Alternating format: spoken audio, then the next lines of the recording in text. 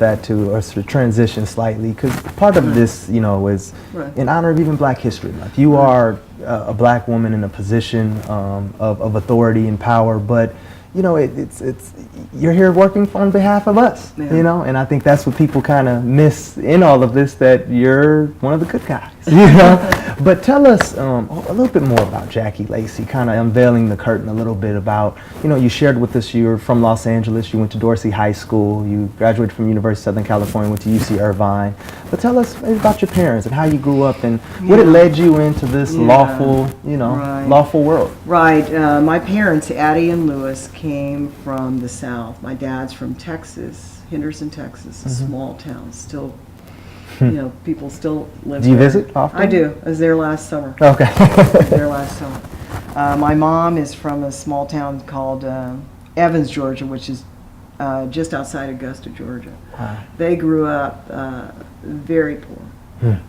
And in the 50s, where there was a lot of segregation and discrimination, and the word back then was come to LA, where you can get a job, where there are opportunities. So they were part of that They're migration. part of that migration. And I grew up in a home where my father, you know, he was very strict. I couldn't just go out anywhere. He was very strict, and there were two things we had to do. We had to go to church, and we had to go to school. And we had to go to church and school. I mean, that was it. And more importantly, my dad believed, and my mom believed, that the way to a better life was getting a college education. And they lived for that, and they worked hard to instill that in my sister and I. So I never knew I had a choice. I was going to college. What I didn't know what was going to happen is that I would become a lawyer. And I became a lawyer because I met an African-American lawyer by the name of Irma Brown, who was a judge, and she inspired me to pursue this this profession. And so, and I'm proud of what I do. You know, I'm very proud of what I do. I feel, you know, and I'm not just talking about the elected part of it.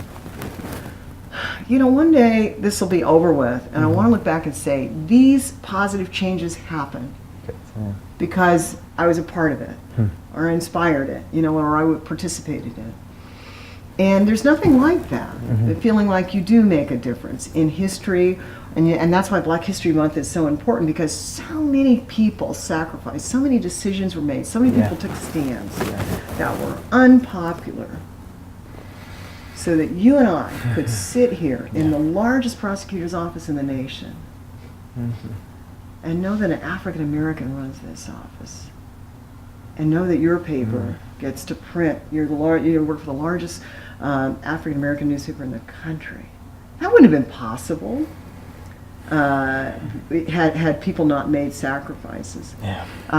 In my house, when I was growing up, there was a photograph of Martin Luther King, John F. Kennedy, and Robert F. Kennedy. I bet you those pictures were throughout, right? They were spread throughout. And my dad, he loved talking about history.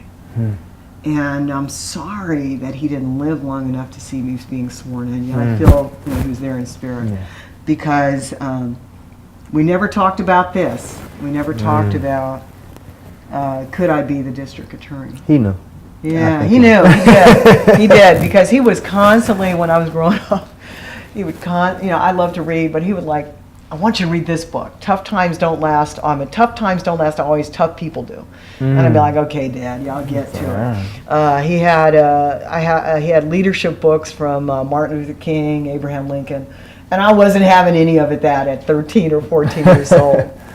But recently, this year, I went to spend some time with my mom, and you know, she's kind of cleaning out some of his things. And she says, you know, I got a box of books here that your dad had.